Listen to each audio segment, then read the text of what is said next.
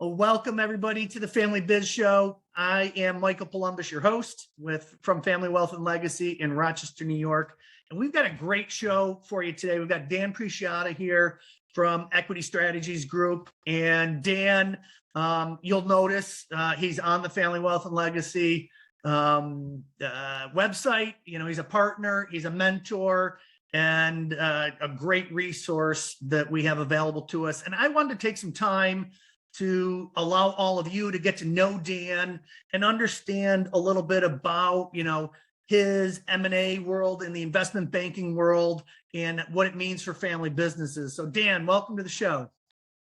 Thank you very much, Michael. Pleasure to be here. So we have a tradition with as a guest comes on, tell us about your background. And, like I always say, nobody ends up waking up and being, who they are today. So what was Dan's journey to get to where you are today? Sure. So I'll be happy to share that with you and your audience. I actually started my career as a CPA with PricewaterhouseCoopers. And it was a great background because I learned a lot about business structure, taxes, accounting, and auditing, and so forth. But I felt somewhat restricted in terms of what I could do for my clients. So I migrated into the financial services world and joined a large national firm. And when I came in, I actually came into a management role and helped build a fee-based financial planning department. I ran a business. I hired people, I fired people, I trained and developed people. I was responsible for profit and loss. My compensation was based on profitability and so forth. And I did that for about 16 years. It was a great run. And then I kind of woke up one day and said, this is fantastic, but really my passion is working with clients one-on-one. I was always kind of once removed because I was supporting and working with other financial advisors, but I was in the trenches a lot. They brought me out to a lot of client meetings, particularly where the accountants, the attorneys, the bankers were involved. I did a lot of seminars and public speaking and so forth. But like I said, my passion was working with and serving clients one-on-one. So at the ripe age of 40, I started my practice. You want to know how many clients I had, Michael? Okay. Stuff at 40. Yeah. But, took the plunge, being entrepreneurial. And I was very blessed and fortunate. I built up a clientele and a following fairly quickly, wrote a couple of books that you are aware of.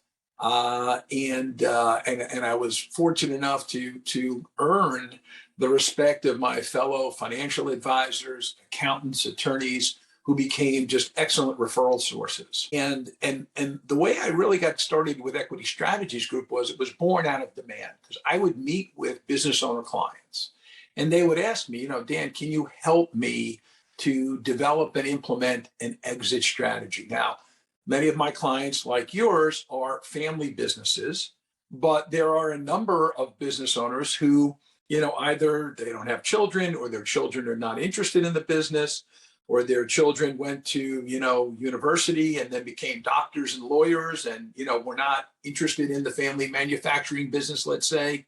Or simply we had owners who were looking for a liquidity event.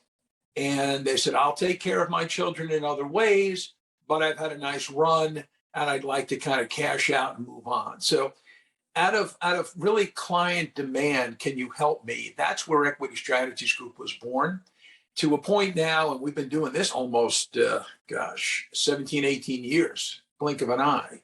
And we have helped, literally hundreds of family businesses, either with family succession or a third-party liquidity event. We are completely objective and agnostic. It really is based on the client's goals and needs and so forth.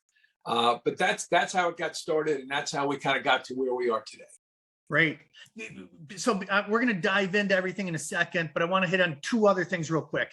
Just kind of give a Equity Strategies Group, when people talk about M&A, when they talk about investment banking, what is that rainbow? What is that, what does that look like? What are the variety of options that you guys, bring to the table for clients? Right. So, what we do, and I have several partners around the country as well, and staff, it's not just myself. Right. But what we do is, I think because we've been doing this a fairly long time and we understand businesses and family businesses, is we do a lot of asking intelligent questions and follow-on questions and trying to connect with our business owners to really kind of go deep and understand exactly what they want to accomplish. What's their definition of family wealth, of financial independence? What do they want to do for their kids? What's right for their business, their employees, their community? And in that sort of questioning process, we gather a lot of information that then leads to, oftentimes we're working with another financial advisor, or sometimes, I'm working with them directly. And what we'll do is collaborate, build a team, and then implement a plan that's most effective. As I said, if it's family succession, we can help them go down that path. If they want to go in a different direction, we'll educate them as to certain things like an ESOP or a third-party sale. And I'm sure we'll get into that a little bit more, Michael, but that's kind of, I think what sets us apart is the fact that we're objective, we're agnostic, we don't walk into the room with an agenda, which I think is different. It's really based on our clients' goals and objectives. Yeah, no, it's what you just said, I think is an interesting point that I want to make sure that people get, is that agnostic piece, because, I have spoken with a lot of business brokers. Right. And when they walk into a family situation where there's the possibility that maybe we need to develop the leadership in the next generation, and there's a desire to do that, but maybe just not the skill set yet, that business broker really doesn't have any desire to do that. That's right. And I tease business brokers and investment bankers all the time. When your only tool is a hammer, everything looks like a nail. Okay. But luckily, guys like you and I, Michael, can kind of sit back, ask the right questions, get to know our clients, and develop a plan that's most appropriate. Perfect. I appreciate you setting the foundation for us here. So you wrote a book called One Way Out. You wrote two books. The other one is Defend Your Wealth, both available for you out there. Take a peek at them. But walk us through kind of the premise of One Way Out, so that, kind of tease people if they want to go out and grab it. But then I want to dive into the process, behind it and whatnot. Sure. So my first book I wrote in 2011, which was Defend Your Wealth, which was really targeted towards individuals who had accumulated a lot of wealth, whether it was, within their business, or maybe they were executives at a company, and they were very concerned about, how do I protect this wealth that I've worked my entire life to achieve and pass it down to my loved ones or to charities. And that was terrific. And then as we got more focused on the family business aspect, this idea of one way out, kind of a play on words, right? There's multiple ways out of a business, but what's the right way, the one way for you? So again, it was really to satisfy a demand of baby boomers approaching a point in their lives where they're saying, hey, I've got to do something, right? And we talk to business owners all the time about, and I'll even kid around when I'm doing some public speaking. I'll ask the audience, how many business owners are going to exit one day? Obviously a trick question. 100% of business owners will exit one day. And I also jokingly say either vertically or horizontally. So, this is something that every owner must face at one point in time. So I wanted to build sort of a roadmap for them. What are the steps that we need to take leading up to that decision?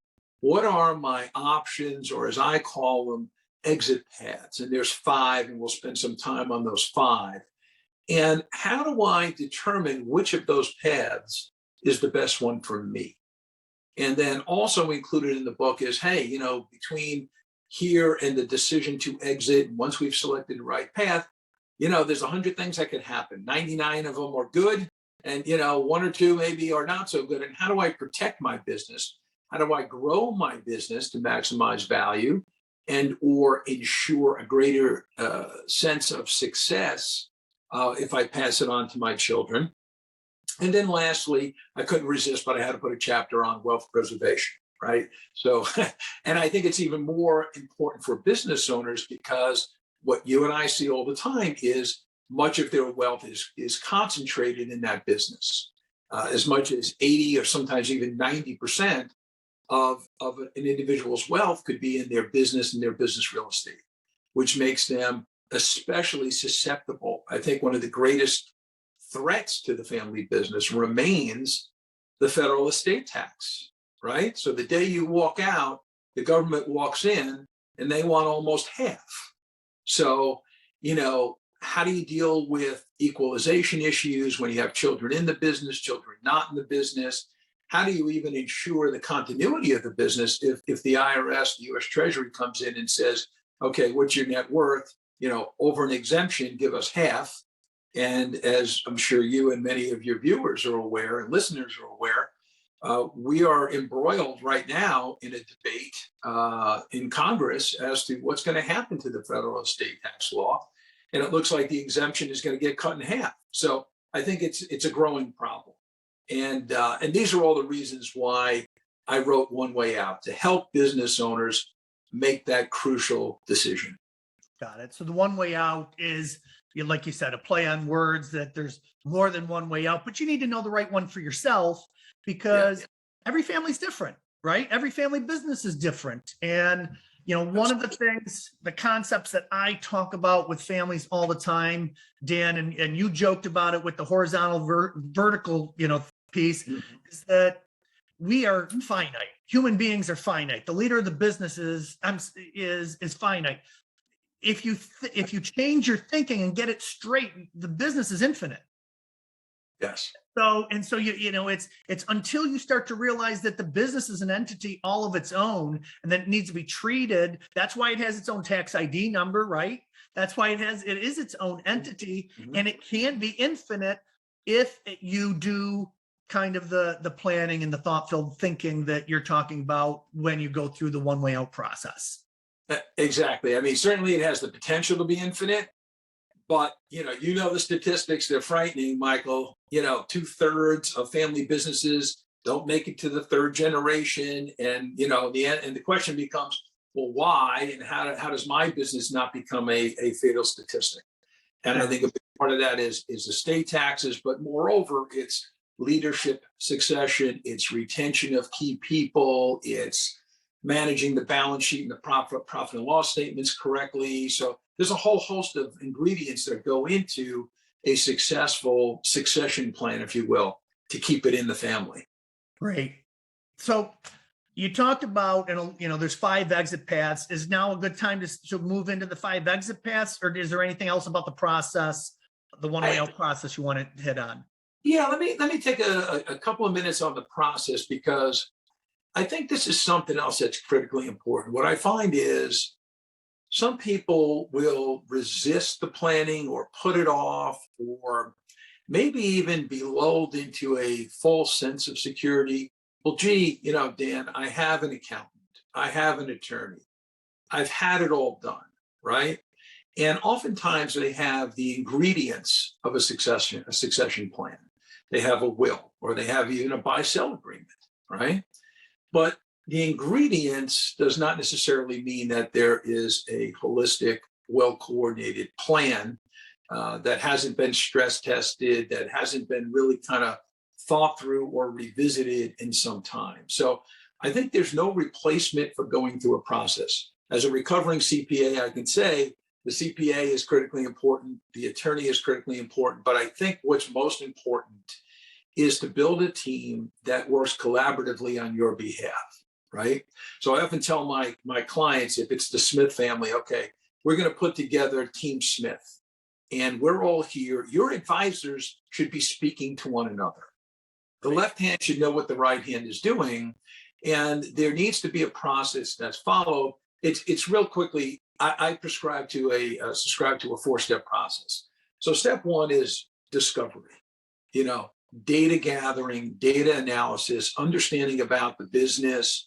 And I think another part that's interesting in our process is there are plenty of personal financial planners and advisors, and there are corporate advisors, but very rarely do the two kind of marry up.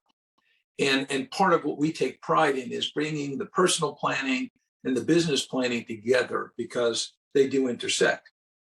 So under this heading of discovery and data, yes, there's going to be a dive into, okay, let's read all of your wills, trusts, tax returns, business agreements, et cetera, financial statements, and that's critically important.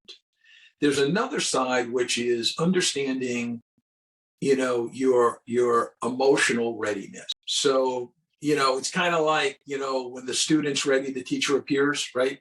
So if you're not emotionally ready to tackle this decision of one way out, of succession planning, a lot of it's going to fall on deaf ears. So we need to kind of get a sense of emotional readiness to exit. And it's fine. Not everyone wants to exit now. You may want to exit 5, 10, 15, 20 years from now. There are things that you need to be doing and thinking about.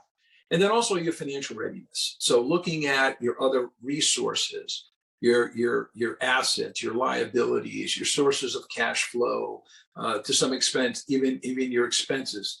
So that comes in step one, discovery. Step two is kind of crunch the numbers, right? You need to put together some type of financial condition model or database where you can play some what if scenarios, right? So, what if I want to step back? I hate to use the word retire, right? What if I want to slow down and take more time for myself at age 60 versus 65 versus 70? Well, what does that look like? Am I going to be able to maintain the same lifestyle, especially if I've been running a business all these years? The business is paying a lot of expenses. Now it's all on me. What is my life? Do I have to give up any of that lifestyle? So crunching the numbers is very important. And again, on the business side, what's my business worth? What we find is when we speak with business owners initially, their estimate can be off by as much as 50%. And it could be high or low. So someone, my business is worth 10 million. Well, it could be 5, it could be 20. How did you arrive at that number? So let's understand where that number came from. So step one, discovery. Step two, crunch the numbers. Step three is design. And this is where we utilize all the resources within our in-house, if you will, attorneys and financial analysts. In my case, our network of investment bankers. We work with 20 of what we consider to be the best middle market investment banks and M&A firms in the country. And they have industry knowledge and expertise that is just off the charts. So that helps us with the analysis. And then step four is the critical part, which is the action plan, right? Because Michael, you and I know that the best plan in the universe is worth nothing, if it's not implemented. It's not worth the paper it's written on. Right. So it's having an advisor who has a bias for action, who's going to, co-pilot and work with all these other advisors, again, whether it's your accountant, attorney, investment bank, commercial banker, to make sure that the plan you put together actually materializes and gets implemented. So I wanted to touch on that 4-step process. Let's talk about. Let me jump in for a second, because there's a couple things I want to make sure that people, when you're listening to this, that you pull away, because one of the things we just started working with a new client recently. And what he said to me is, to him, we all sound the same. So you just went through this 4-step process that right now, and I apologize, Dan, but to a lot of people, it sounds exactly the same as every other financial advisor. And so I want to make sure that people understand what's different. So number one is getting all of the advisory team together and creating that team. Over and over and over again, if the right hand doesn't know what the left hand is doing, the attorney might come up with a great plan to restructure the businesses, but have no idea what the tax consequences are in doing that. And if the attorney, the accountant, and the financial advisor, the insurance person aren't all talking together, there's no way for them to know, number one. And the way I like to talk about it is, how do I ensure that the team is utilizing and creating the highest and best use of the client's assets, whether it be the business, their, investment assets, their insurance assets, et cetera, et cetera. So that's one that I think that is gigantic. And I can't stress it enough how often I'm working with one of my largest clients right now. They hired a new accounting firm, and it's a great firm, and they have one of the best attorneys that I know of technically. It took me 3 emails, and I finally had to ask the client, is it okay if I copy you in, to get the attorney, the accountant to answer me back to say, hey, give us an update of what's going on. Where are we all? Because I wanted it on one email so that everybody could see what's going on, so there's no surprises. You follow me? Exactly. Absolutely. And this is a big year for us because we don't know what's going to happen next year. And there are a lot of people that are making plans. And here we are, middle of October, and I'm dating the time, but you get to the end of the year and it gets a little crazy sometimes. So there's number one. Number two, it's really important that agnostic piece. Okay. You really need to make sure that there is that quarterback in the center that doesn't matter whether they want to help you build your leadership team and help you to think those things through, build the next generation up versus selling the business. I think that those are critically important pieces. And the last thing is you can really tell, you're a solid financial advisor if they're not asking to see the wills, the trusts, the tax returns, your business financials, and your buy-sell agreement or operating agreement. If they're not asking for the paper documents, the odds are they're only interested in assets under management. And I know I'm putting, calling some people out, but in Rochester, what we just started, Dan, is something called the Planning Professionals Network. It just launched in October. The whole idea is to get all the planning professionals together and start going through case studies and get them used to collaborating. And so we did this because, I'm tired of the lack of collaboration that is out there, and we're just looking to break down those barriers. So anything to add to that I missed in being able to differentiate while I'm interviewing financial advisors, wealth managers, my team? Anything else to add to that? I think it's perfect. But Michael, I sit here and as I listen to you and I listen to myself and I hear about all this collaboration and let's get the advisors. If I'm the business owner listening to this podcast, I'm sitting here scratching my head saying, oh my gosh, I'm piling fees on top of fees, right? Which is not necessarily the case. What I find is when we get involved, we actually save our clients money in professional fees. Right. Because we are able to work with the clients, kind of put together this blueprint. Here's the plan.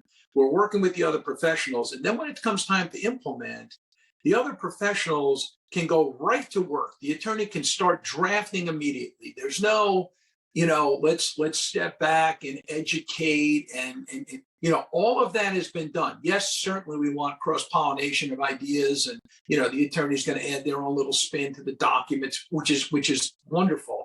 But quite the opposite. We're not, it's not like, oh my gosh, I have 3 or 4 meters running. We're actually in the end going to save on professional fees. And more importantly, get the job done the best way possible. You look back in time and I have clients say, oh my gosh, I had to spend money for a valuation or I had to spend money for a lawyer. Yeah, but we just saved your family $3 million in estate taxes. Or we just saved you $150,000 in income taxes. So I just caution people not to let that, I get it. Nobody wants to pay fees, but don't let that be an impediment to not doing the proper planning. Agreed. Okay. Thank you. Okay. I missed that piece. No, it's all good. So to keep us moving along, we've got the 5 exit paths.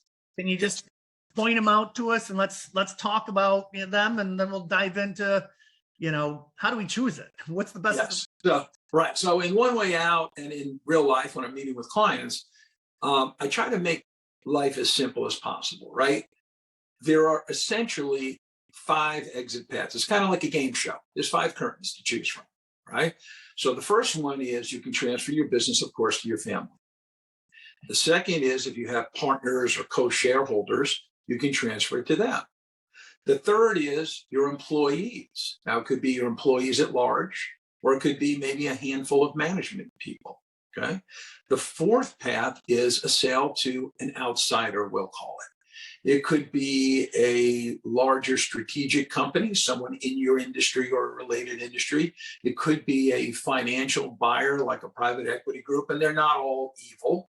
There are very good private equity groups. In fact, there are ways where you can do it, where we've done it, Michael, where the children, pardon me, mom and dad, sell the business to a private equity group, and maybe they sell just a portion of it.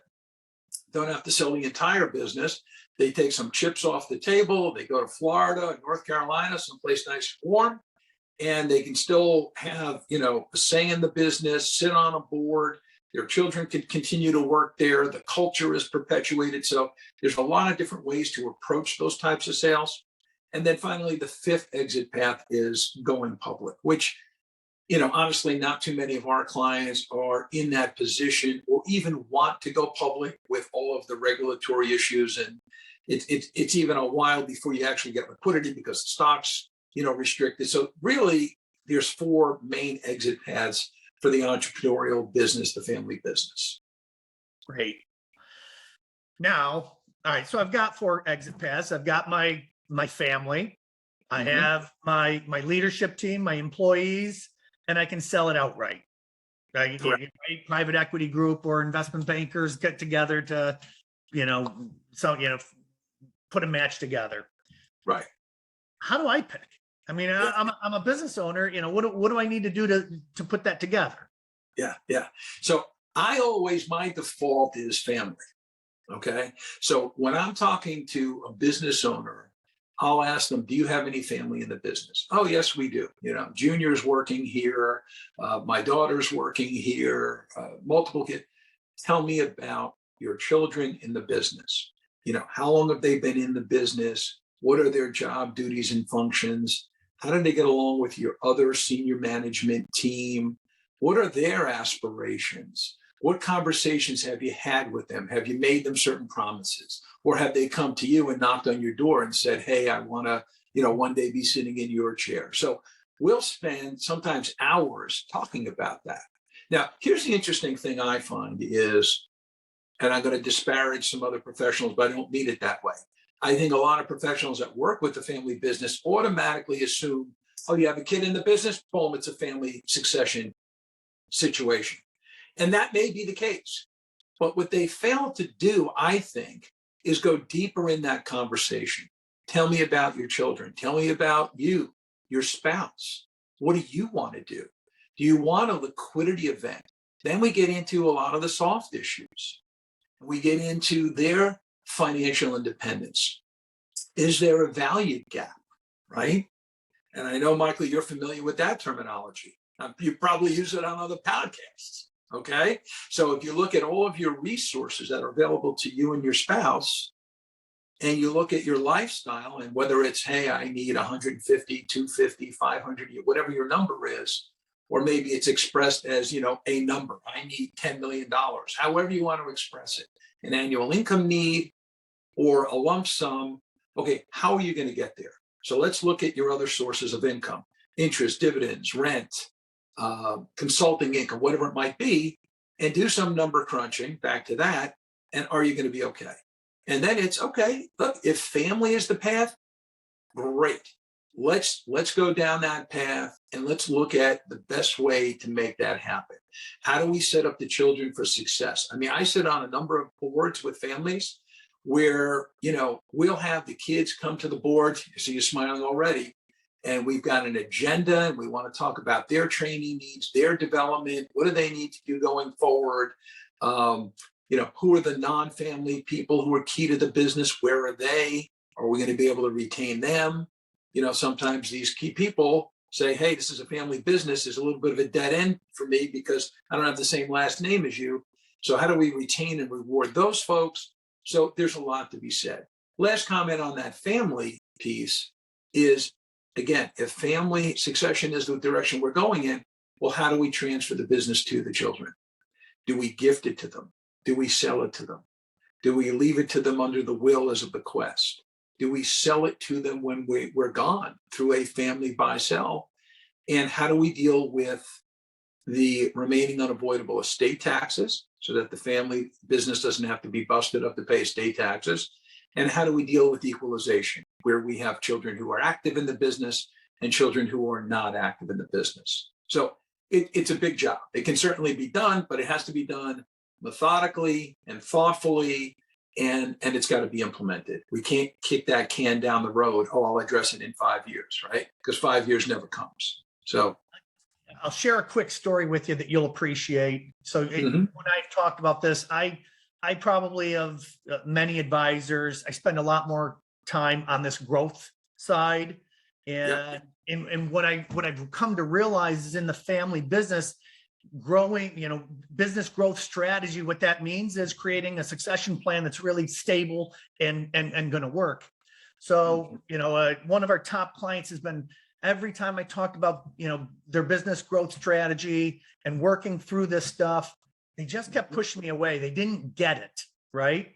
As soon as I started to explain to them that both of them are going to, the father and son, they're both going to leave the business, whether they choose to or not. It's 100% guaranteed, but you need, and that the business could be infinite. And that's what they want it to be, because there's, 200 employees. And they're like, but we don't have a way to transfer. And I said, that's what I'm trying to teach you. And I've been missing it all this time, is what you do is taking that CEO and helping the CEO build a leadership team that's capable of making 80 to 90% of the business decisions going forward. And that transition of knowledge, to be able to put that together and have the framework that we've created, that we've put together to help them to do that. We did our first, when they heard it that way, they're like, let's do this. We did our first kickoff meeting.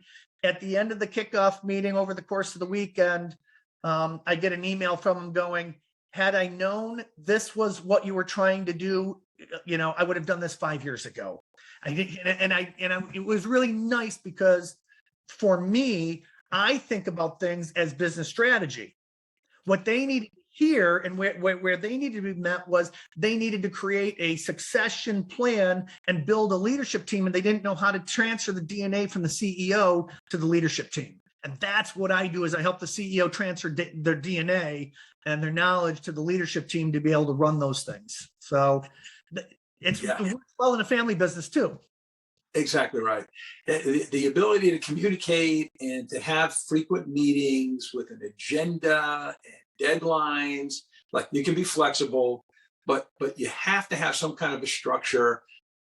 Michael, I can't tell you how many clients, they just kind of, all that knowledge is in their heads. The business is dependent on them. They haven't figured out how to transfer the knowledge from their brain to their children and their key people. And now they're 65, they're 70, they're 75, they're 80. And you're not doing the kids any favors. Right. And you're not doing yourself any favor. You want to be able to, enjoy life. There's a lot of deferred gratification, as you know, in building a closely held family business. And at some point, you want to be able to enjoy that. Okay. So that's the first path. The second path is, if you have partners and co-shareholders, the existence of a buy-sell agreement, a current buy-sell agreement, a written buy-sell agreement is critically important. And if you haven't had an independent review of it, meaning someone other than the attorney who drafted it, and I'm not impugning the attorney, but have a second set of eyes, look at that agreement every couple of 3 years, because the tax law changes, business values change, personnel change. It's good to keep that current.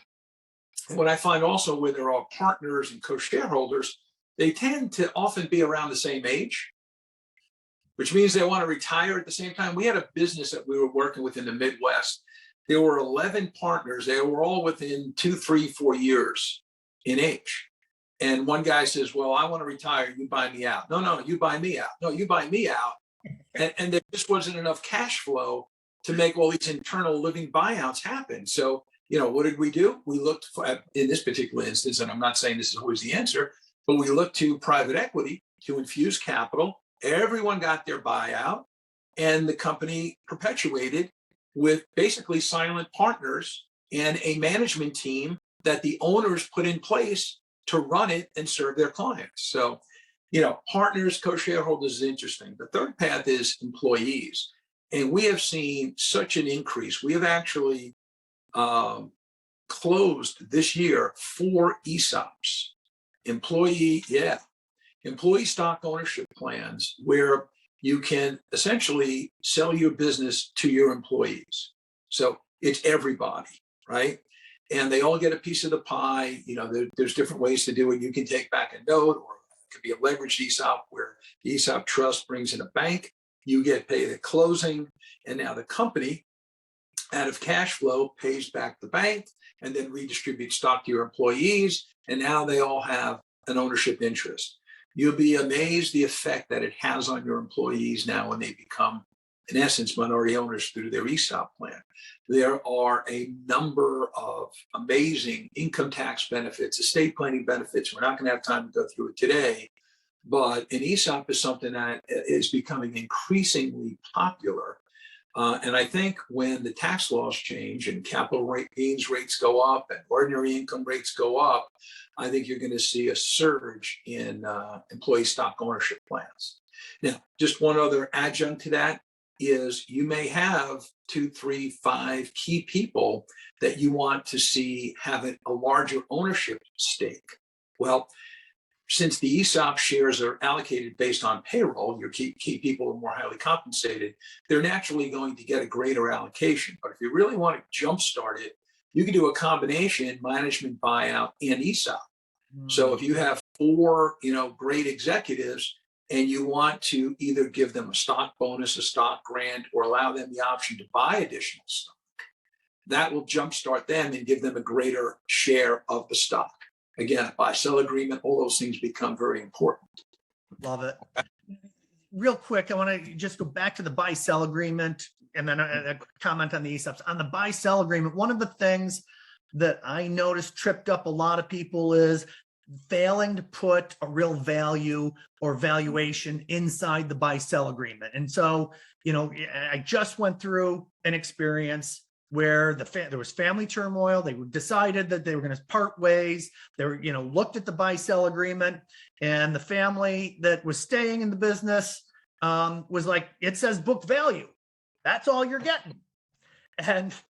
And we were in the, and the other person's like, well, book value, just hired an attorney, and book value doesn't hold up. So if you're, just real quick, if your buy-sell agreement says that book value is what you're going to utilize as the valuation of the business, more often than not, that number is not going to hold up properly.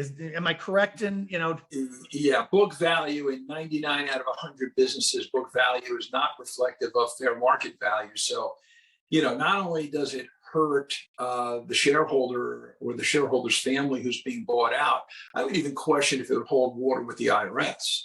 Because one of the advantages of a buy-sell agreement is to, quote unquote, try to peg value. So when the IRS comes in upon someone's passing and they go to levy the estate tax, we want to have a reasonable value that the IRS is going to buy into. And they're going to come back and say, no, book value is really not reflective of fair market value. But I think what's even more important is the impact that it has on real life people. Right? What impact does it have on the remaining shareholders, the family at book value? A better approach, as you well know, Michael, is some type of a formula, and it's usually some multiple of net income or EBITDA or some other recognized formula. It could be discounted cash flow, or it could be appraisals. Some buy-sell agreements could say in the event of a triggering event, okay, retirement, death, disability, divorce, whatever, there's going to be an appraisal. And maybe there's 2 appraisals, and if they're too far apart, you get a 3rd appraisal. right? Or there's a stated value in the buy-sell agreement. And every year, the owners sit down and say, okay, we agree on this value, we sign off, that's our annual meeting, done. And if you fail to have an annual meeting, which happens once in a while, right? That annual meeting doesn't always happen. So there needs to be a backup formula that makes sense. So I tell you, buy-sell agreements are more contentious and more fluid than even wills. I mean, a buy-sell agreement needs to be reviewed on a constant basis. and it can be amended and updated as needed. Now, real quick, if anybody wants to dive more into buy-sell agreements, remember there's an episode with of the Family Biz Show with Don Parkhill and, oh my goodness, Paul Hood. Paul Hood's written many books on buy-sell agreements, and Don Parkhill done a lot of work in the buy-sell in the business owner market space. So find that episode. My comment on ESOPs real quick, and then I want to get back to where you're at. Right now, one of the things that I think, we need to be, thinking about is the fact that whether it's an ESOP or a transition to the family, I still need to make sure that I have a strong leadership team, because the ESOP, that's the biggest fear. So if I don't have a strong leadership team, then it doesn't happen, they don't keep that going. And it depends, my retirement might depend on that. And that goes back to that conversation I said in the beginning where, that CEO needs to be coached with the leadership team, because the CEO, that's not their job. They've never transitioned that data. They never, taken that stuff. They were an entrepreneur. They got stuff done. He or she knew how to run a business and how to make widgets or how to service a client like there was no tomorrow. That's what they knew 9 out of 10 times. Right. Training and teaching and building a leadership team that could run it themselves, that takes a little coaching, and it takes some outside help to do that.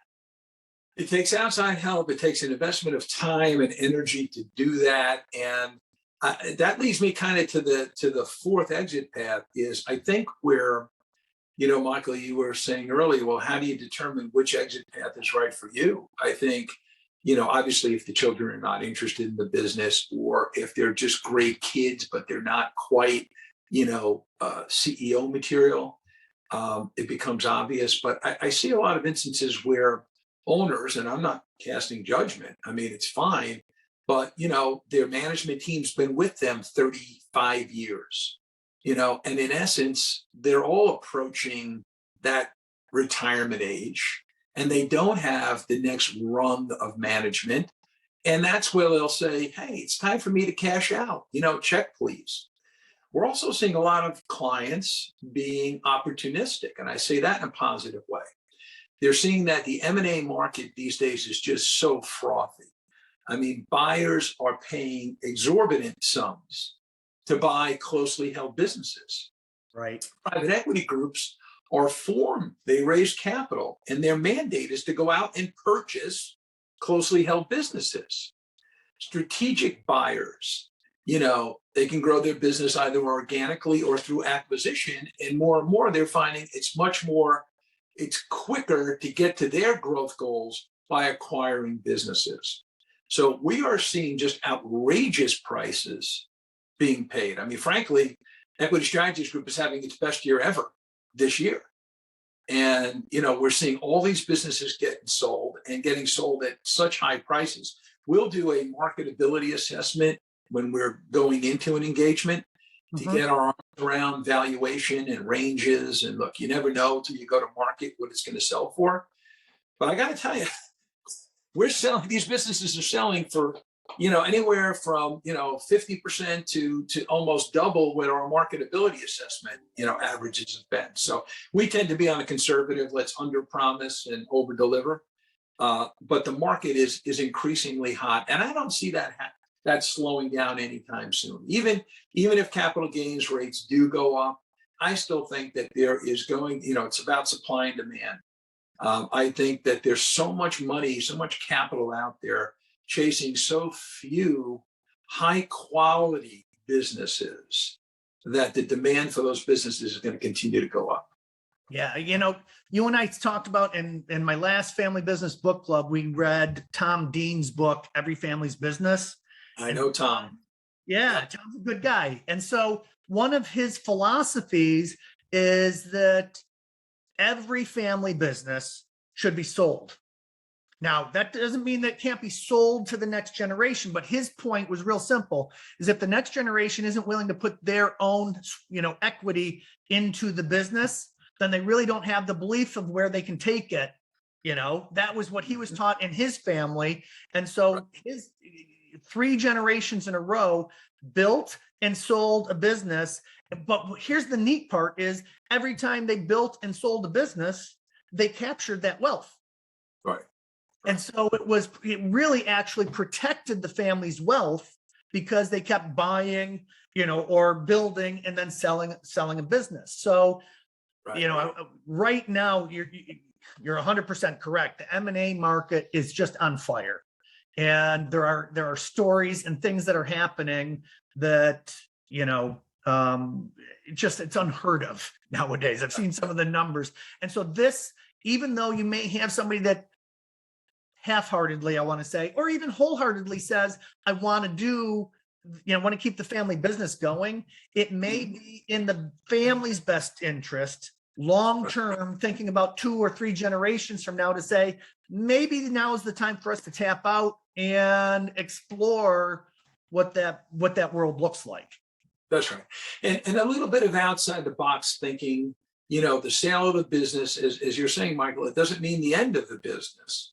And Tom Dean's point is also, it's the family wealth that's the legacy, not necessarily the family widget manufacturing company. Yes. But we've had a number of instances where prior to selling the business, and this is why you want to have some time, maybe an answer is to gift some of the stock to the children or a trust for their benefit, so that when the company is sold, there's proceeds going to mom and dad, there's proceeds going to the children, and that wealth is distributed. Or you may want to sell a business in such a way that the children stay on in a management capacity. Maybe there's an employment agreement. Maybe there's an understanding with the buyer. We've had situations where we've had businesses that we're selling, and there might be 5 or 6 bidders at the table to buy that business. The seller doesn't necessarily always take the highest price, right? They might say, well, I like buyer B or C better than buyer A because buyer B and C are going to keep my children in management positions, keep my employees who have been loyal to me for all these years, not change the name of the business, not change the location of the business. So all buyers are not created equally, whether it's, private equity, and private equity's changed a lot too.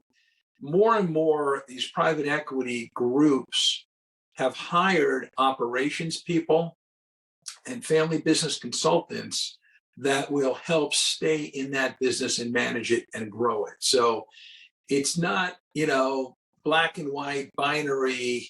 If I sell the business, the family business is done. I don't believe that. I don't see that happening unless that's something that you want to see happen, which is, okay, we're going to cash out and move on. And maybe the kids take their proceeds.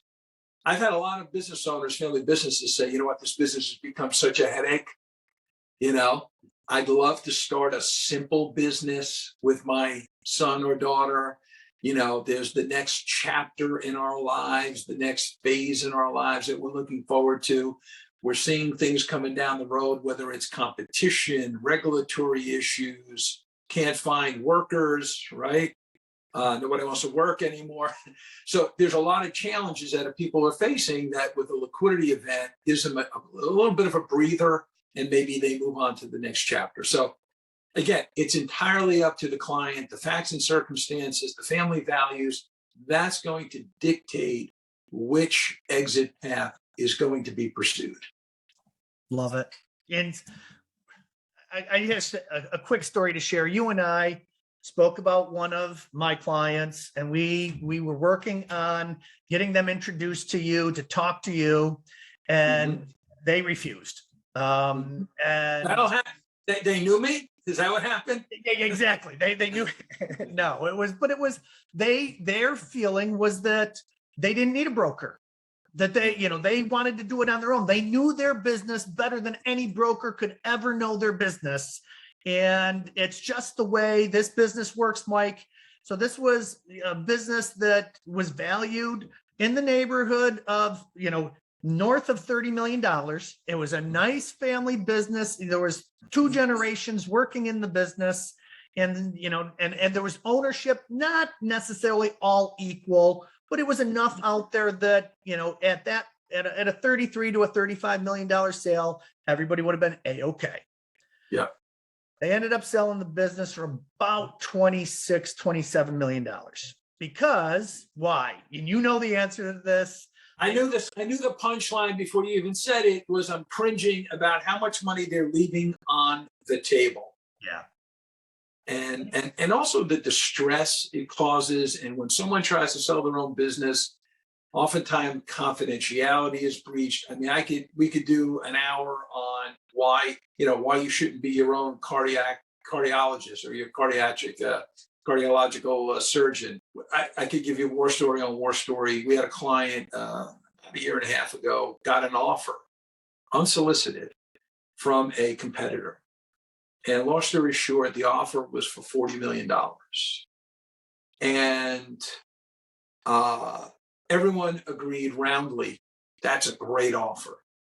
The owners thought it was a great offer. The CFO, the accountant, the lawyer, everyone thought it was a great offer.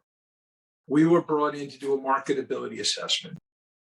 And we brought in several investment bankers and we crunched the numbers and spoke with the owners and we spoke with the advisory team and said, yeah, 40 million is a fair offer. That's a great offer, but we think we can do better.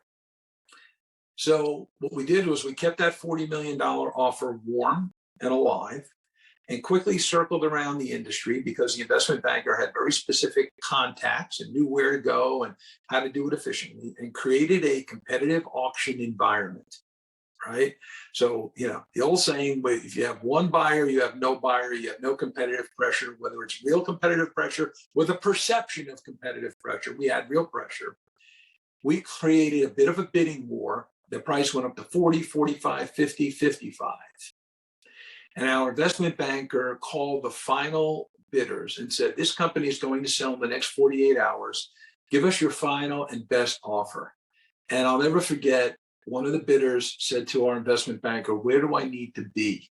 And he says, I don't know, but your number better have a 6 in front of it. So it sold for $62 million. Now, did that client have any qualms about paying that investment banker his fee? I assure you he did not. Right. And spoke with him, he says, Dan, there's no way we got to 62 million without the investment banker. So yeah, I would caution if anyone is thinking about selling their business, I agree. As entrepreneurs, I get it. And no one knows your business, your industry better than you. You're the 5-star general. We'll bring you onto the field of battle when it's strategically optimal to do so. But you want to have an investment banker that's in the mud, in the fray, and is not afraid to be bad cop versus your good cop. I mean, there's so many ways to play this. But if you want to not only get the best deal, the best terms, protect yourself from post-sale liability, the list goes on as to why a professional investment banker who's been there, done that really should help you handle that transaction. But again, it's all based on what you want to do. And if that's the path that's chosen, then you want to put your best foot forward. Agreed. Yeah. And in my client's case, like I said, I could not get them to turn, make that turn and understand it. They lost $6 to $7 million, maybe even more. And the reason why they lost the money was because they weren't prepared for sale. And so that's the other thing that people don't realize, that there's a preparedness that needs to happen to make it packaged properly, and the planning that goes into it. Their books weren't ready. They were a family-owned business. They did their books a certain way. There all of these little things that they didn't realize. And the company just came in. They were professional buyers. They had bought other ones just like them, and they just kept ticking. It's David versus Goliath. I mean, there's just so many things that can go wrong. And if the deal doesn't happen, now you got to live in the world with these people, and other people might know you're for sale. It's just not. It's not a good scenario. So, anyway. It's 12:55. We're coming to the end of the top of the hour here. Parting thoughts, things that you want to add, and then once you've done that, if anybody has any questions, I'm happy to grab those as well. Yeah, I guess my parting thought would be, as it relates to succession and exit planning, you only get one chance to do it right. There's no do-over. There's no mulligan. For many of our clients, it's the most important single financial decision they're going to make in their life. it impacts so many areas of their life. I would say, it's so important to prepare as far in advance as you can. Surround yourself with competent, objective advisors with a process and a proven track record to get results. I think that's the most important thing. And really, it's tough, I know, emotionally, financially, to get your head around all the moving parts. But I think if you do it methodically, it doesn't have to be overwhelming. It doesn't have to be. You certainly don't want to be in a position where you put it off until it's just too late. So I think that's the most important message: is start on it as soon as possible, stay with it, and I think you'll have the best possible outcome. Great. Dan Prisciotta, thank you for joining us on the Family Biz Show. I'm Michael. Thank you, Michael. From Family Wealth and Legacy in Rochester, New York. And appreciate everybody joining us today. Have a great day.